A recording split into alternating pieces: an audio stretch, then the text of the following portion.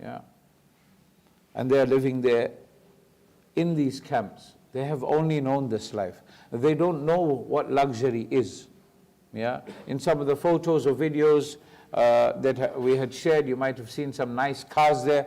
Those nice cars were people that had gone there to help and assist. We were there through the support of yourselves and your generous donations. And you know, sometimes we don't understand what it is. As a matter of fact, we had one brother that was from the One Nation office, and this was his first ever deployment, first ever time going out in the field. And when we left, you know, one of the questions that Amir Sahib asked us, you know, what do you want to achieve from this? And he said, you know what, I want to understand what I fundraise for all the time. And last night or this morning when we were discussing, when the Amir Sahib was asking us, did we achieve our objectives or what we went for? He said, now I understand truly what the difficulties and the challenges are out there. In front on this photo, you see in the middle, those are blankets.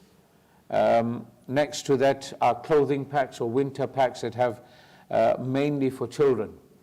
Yeah, there's there's jackets there, there's scarves, there's a warm hat, there's a pair of gloves, and to the left of that is the mattresses that they are given. Yeah, between their body and the concrete floor that they sleep on is a thin mattress. If I have to sit on it from there, it becomes like that. Yeah, that's how thin the mattresses are. And then they have a thin carpet like this. You know, you have those fancy Persian-looking rugs. You know what I'm talking about, those designs on there. That is what they have that separates them from that cold, ice-cold floor. And everywhere I went was just to remind myself, I touched that concrete floor, to remind myself that when I go home, I have comfort in my home. When I go into some homes and masajid, the carpet is so comfortable that you can fall off to sleep on there. And here I touched it, and it was ice cold. And these people are living like this. Now that child is carrying that. That weighs about 20 kilos. That boy is about 8, 9 years old. He's got to carry that from there to wherever their little tent is, where they are living. This girl here, she was over the moon. You know why? Because you see this hat that she's wearing? She got that. She was so happy. I promise you, your children getting the latest gadget that you've bought them, that happiness you saw on their face, yeah, she was happier than that. Small things it took to please them. You gave them a sweet, Allahu Akbar, their faces lit up. Huh? You give your child a sweet, you say, this one, oh, I don't like this. This one, no, I don't like that. I want that one there. I want this one there. Subhanallah. So this is one of the children. This clothing, now you'll see, for example, you look at this sister, it looks like she's wearing nice clothing, yeah? This clothing is possibly coming from Syria because that's the cheapest place to get this clothing. And the clothing looks like it's very, very nice. I tell you one thing, sometimes my heart hurts when a person comes into the masjid dressed in their pajamas. They come dressed in like, you know, they're a beggar, you know. And you come in to talk to Allah Ta'ala. Your salah is talking, your communication with Allah. And here's these people living in these camps. Their kurtas absolutely neat and clean. The woman, their clothing neat and tidy. The children are children at the end of the day. They're going to play in the mud and so on and so forth. This brother that you see with, on the right-hand side here, he was one of the One Nation volunteers from the team that lives in Lebanon. And you know, these volunteers, they work so hard. Wallahi al-Azim, I heard the story of 3 brothers. This brother here in the middle, he was a joke. You know, with his difficulties. His idea and the idea of his brothers is sitting in the hospital because their mother had some major infection. And because of that, their mother's bill came to $600 US. Some places they don't take anything but US dollars. I forgot to bring that big note that I had brought to show you. 100,000 Lebanese lira, which is also known as Lebanese pounds. Brother Ashraf, who was our host there, in charge of the One Nation team on that side, he tells us that that 100,000 note, There was a time before all this crunch happened and this crash happened or whatever in the markets. He says, with 100,000 Lebanese lira, you could buy a whole month's groceries. What? A whole month's groceries, not for one person, not for two, for a family of 4 or 5 people. Comfortably you could buy. When we arrived there, Brother Ashraf, we were hungry, we had been traveling. He took us to a restaurant kind of place, stopped off there to get chicken wraps. Yeah, possibly about the size of the chicken wrap you get here. One of those now cost 140,000 Lebanese lira. A kilo of sheep meat, not even lamb, used to cost 10,000 Lebanese lira. Wasn't a lot, yeah, a kilo. Today that very same kilo costs 500,000 Lebanese lira. So you say, okay, what's a great thing about that? Let me give you an example. How many of you didn't feel the pinch in some way, shape or form with the rising electricity and gas costs? Who didn't feel the pinch? Who said, oh, I welcome these extra charges? You didn't have a change? MashaAllah, that's barakah on its own. Alhamdulillah. I think I need to come charge my phones and gadgets at your house. Everyone want his address? We can all camp out there. Inshallah. We all felt it in some way, shape or form. Obviously, if you were charged, unlike Altaf Bhai, mashallah, he wasn't. These people, the electricity bill for the month, you are looking at about 4 to 5 million Lebanese lira. Okay, fine. Convert it to the dollar. A dollar is about $1, US dollar is worth about 44,000 Lebanese lira. Take $100 is their salary. $100 is their salary. How much does that come to? 4 million lira. Your electricity bill is exact same, if not more, than your salary. But now you need to get to work, isn't it? You need to pay your rent. Many people are living in homes. How many of you have children in the madrasa here? Any parents here at the moment? Yeah? Did your children tell you about the live feed when I made a video call to them here? How did they feel about it? Very sad. We went into a home. A woman whose husband left her. And you know, you think you need to pay £50 for someone to tutor your child in English and maths because they need to succeed. Wallahi ladhim, we went into this home. And this woman, this sister here, she has 2 daughters, one 10 and one 15. Yeah? One 10 years old, one 15 years old. When we walked into their home, first and foremost, it was an incomplete house. Meaning people, and there's many places like this, many houses, and some of them huge, what would have been mansions. Yeah? What would have been? Huge mansions, but because of the collapse, everything is at a standstill. It's frozen in time. So some people have moved into those homes, but not free. They're not squatting. They have to pay rent. Anything 10, 15, 20 to 30 pounds a month to live in one small room. Yeah? How big? That sister's entire house was the size of this classroom here. If you don't know how big it is, after Salah, please have a look or go in there and read your Salah there. To get an idea, her whole house was that. They've got a string running across halfway down the room to separate the kitchen area to their living area. When we walked into the house, the smallest daughter, the younger daughter, Leen, 10 years old, is sitting with a little torchlight at the table and she was doing her English homework. Whose child had to do that? Anyone? She was sitting and doing her English homework. It didn't deter her that some people have come in, let me leave it. She carried on doing her work respectfully. She made salam, She smiled, she was very welcoming, as were the mother and the sister. We speak to the family, the mother, the daughters, and they tell us that, you know what, and that place was cold. I won't lie to you. We were in there for about half an hour. By the time we came out of there, my bones were paining with the amount of cold there was. So you might say, Moulana, you're an old man. Believe you me, we had youngsters as young as 26 years old. Even they were talking about how cold it was in there. And these people are living in there. What is it doing to their health? This sister, the mother, she shows us a box. They have collected. So tonight when it gets really cold, at the peak of the cold, and in the morning when it's at the peak of the cold, they will take these items that they have collected and put it inside the heater so that the heater can come on. It's a small cylinder kind of thing, if you haven't seen any of the photos.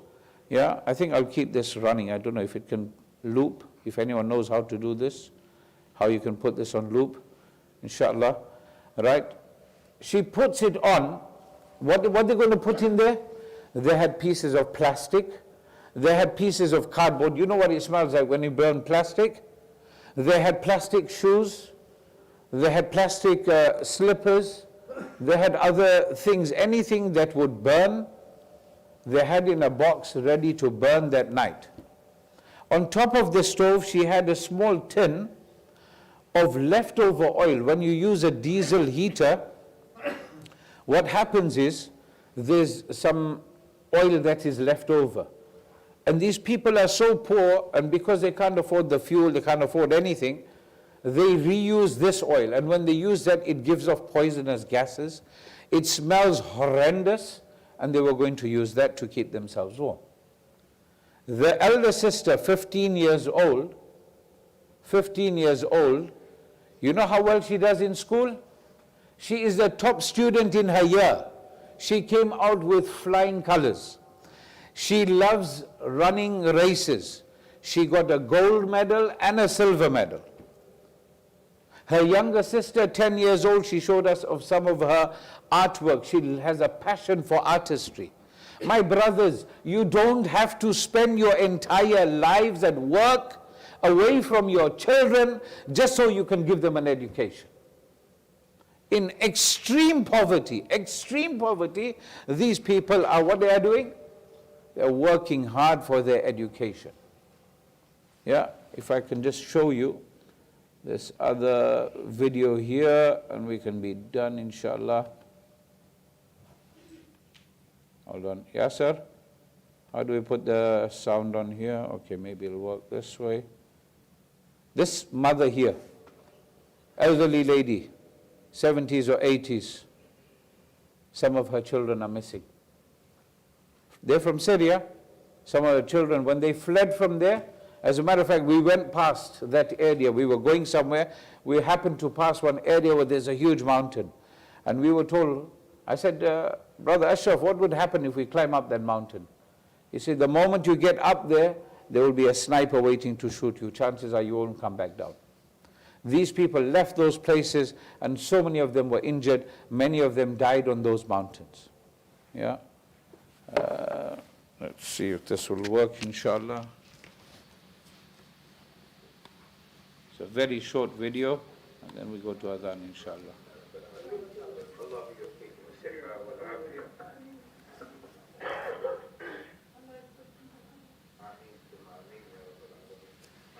Sister is giving du'as for all the people that donate the food basket that was reached that day. Can't even speak, you know. That she has 2 sons, a daughter. One of the sons is here with her, the other son, he's gone away. She's not sure where he is. He lost all his hearing. That was affected by the war and the nuqsan, the damage that comes with it. And she's in a very sad state, as you can imagine any mother would be, when knowing that your child is out there somewhere but you don't know where. So she's asking for dua for that she can see her son again, inshallah. Inshallah. Because this one really made me Ameen. cry. Honestly, the whole team was in tears. You know, when we walked in, you could already see the sadness on her face. And you know, each person here has their own story. Each person has their own difficulties and their challenges. And this mother here, she's saying, I've got nothing at all. She's got her one son. But you know how mothers, you know, we are taught about loving our mothers. My dear brothers and sisters, love your mothers, love your fathers, because you know what, this woman is crying for her son. These children are uneducated. May Allah make it easy for them and guide them and give them the right education, give these people sabr, ease and afiyah. Please donate also generously by going to winter1000.com or onenationuk.com. Yeah, and inshallah al-Aziz, your donations will be greatly appreciated and utilized in the right way. Ameen ya Rabbal Alameen. Wassalamu alaikum wa rahmatullah. Sorry, my brothers, I've taken up extra time, but you know what? We have a lot of time. We have a lot of everything. Wallahi al-Azim, every one of you is extremely wealthy. Yeah? And I would actually suggest, if you can, somehow actually join up with any charity. There's lots of charities that are going. And go out there and see the condition. I wish, Wallahi al-Azim, my heart's wish is to take all of our children from madrasa to show them how these children, you know, I haven't played football since I was in primary school. And a guy said, Moulana, you need to be the goalkeeper. Allah, Allah. That's the biggest mistake of your life. We were going to let them win anyway, and they did win, mashallah. But we had a game of football with them. You know how happy they were? Wallahi al-Azim, you would think we've given them millions of pounds. You'd think we had made them extremely wealthy. You'd think we've built them a massive mansion and give them food for life and money for life. But they were so appreciative, so thankful, and it all was happening through your generous donations. May Allah bless you all immensely. I've taken extra time. I humbly ask for your forgiveness. I wish maybe we can set up another time, but my worry is that I will do it and everyone just goes back after namaz, back to our own lives. We need to really, you know, these people, I can conclude on one thing. One of the brothers we met there, he said, we thought the government was bad to us. I said, what do you mean? They charge us tax for this, tax for that, charge for this, charge for that. We thought we were living in hell. Today we know what living in hell really looks like. You think you got it hard? Wallahi al-Azim, you don't. Wallahi al-Azim, you don't. May Allah forgive us and grant us all the ability to make sabr. Ameen ya Rabbil Alameen wa akhiru da'wana and alhamdulillahi Rabbil Alameen. Brothers, if I can ask you all now to please stand up, move forward. Remember that room there on the side, even this room here, they are about the size of their entire homes.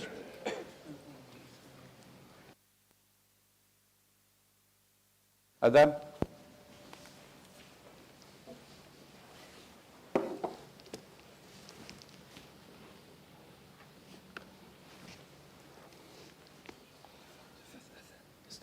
Yeah.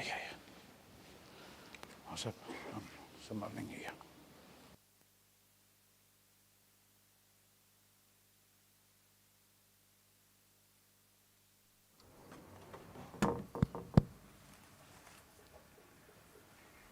Allahu Akbar, Allahu Akbar.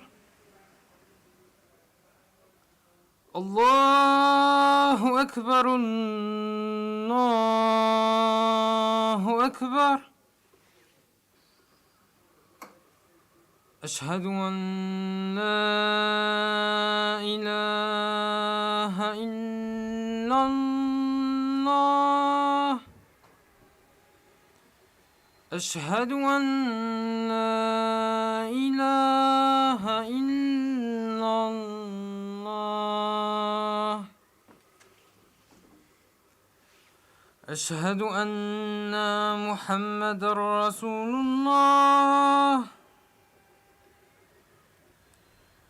أشهد أن محمد رسول الله. حي على الصلاة. حي على الصلاة.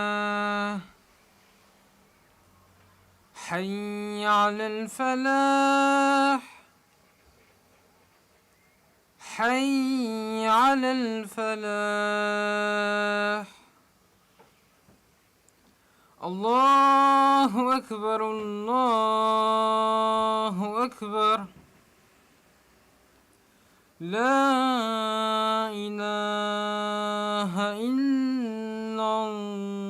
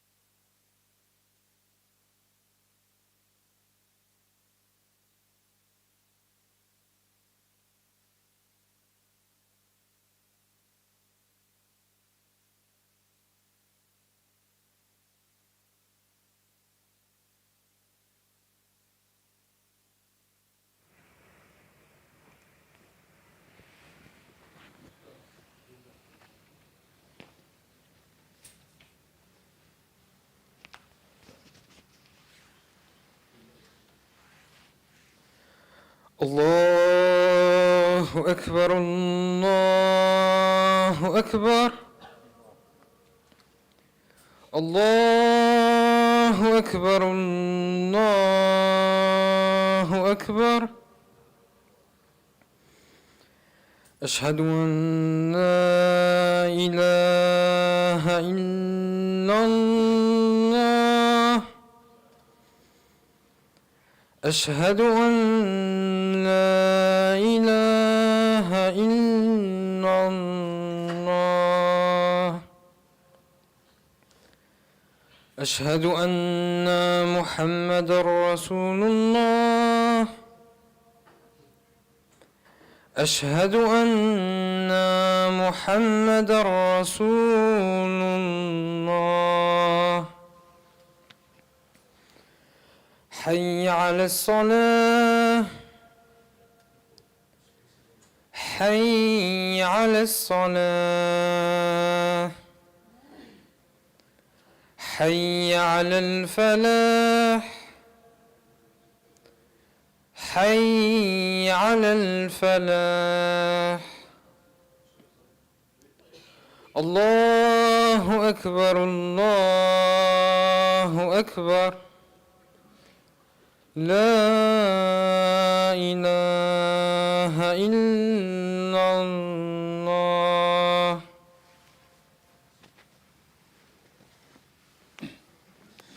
إن الحمد لله نحمده ونستعينه ونستغفره ونعوذ بالله من شرور أنفسنا وسيئات أعمالنا من يهده الله فلا مضل له ومن يضلل فلا هادي له وأشهد أن لا إله إلا الله وحده لا شريك له وأشهد أن محمدًا عبده ورسوله صلى الله عليه وعلى آله وصحبه وسلم أما بعد فأعوذ بالله من الشيطان الرجيم بسم الله الرحمن الرحيم يا أيها الناس اتقوا ربكم الذي خلقكم من نفس واحدة وخلق منها زوجها وبث منهما رجالا كثيرا ونساء واتقوا الله الذي تساءلون به والأرحام إن الله كان عليكم رقيبا قال رسول الله صلى الله عليه وسلم اتقوا الله حيثما كنت وأتبع السيئة الحسنة تمحها وخالق الناس بخلق حسن وسئل رسول الله صلى الله عليه وسلم عن أكثر ما يدخل الناس النار فقال الفم والفرج وسئل عن أكثر ما يدخل الناس الجنة فقال تقوى الله وحسن الخلق أقول قولي هذا وأستغفر الله لي ولكم ولسائر المسلمين فاستغفروا إنه هو الغفور الرحيم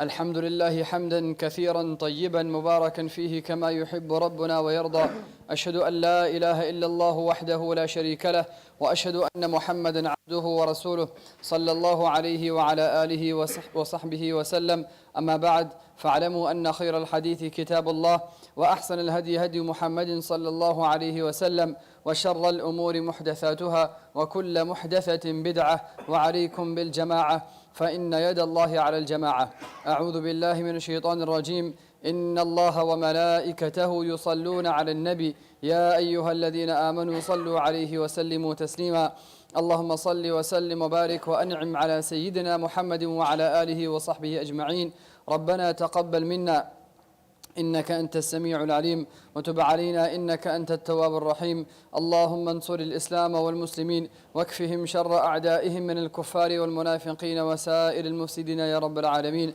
أقول قولي هذا وأستغفر الله لي ولكم ولسائر المسلمين فاستغفروه إنه هو الغفور الرحيم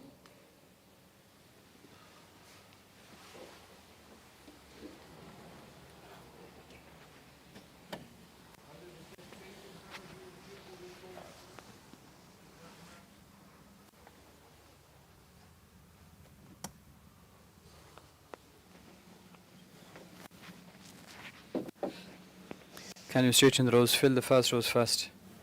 Fill the fast rows fast. الله أكبر الله أكبر أشهد أن لا إله إلا الله أشهد أن محمد رسول الله حي على الصلاة حي على الفلاح قد قامت الصلاة قد قامت الصلاة الله أكبر الله أكبر لا إله إلا الله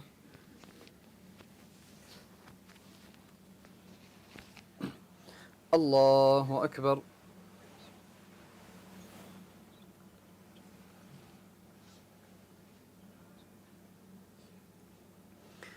الحمد لله رب العالمين الرحمن الرحيم مالك يوم الدين إياك نعبد وإياك نستعين اهدنا الصراط المستقيم صراط الذين أنعمت عليهم غير المغضوب عليهم ولا الضالين. القارعة ما القارعة وما أدراك ما القارعة يوم يكون الناس كالفراش المبثوث وتكون الجبال كالعهن المنفوش فأما من ثقلت موازينه فهو في عيشة راضية وأما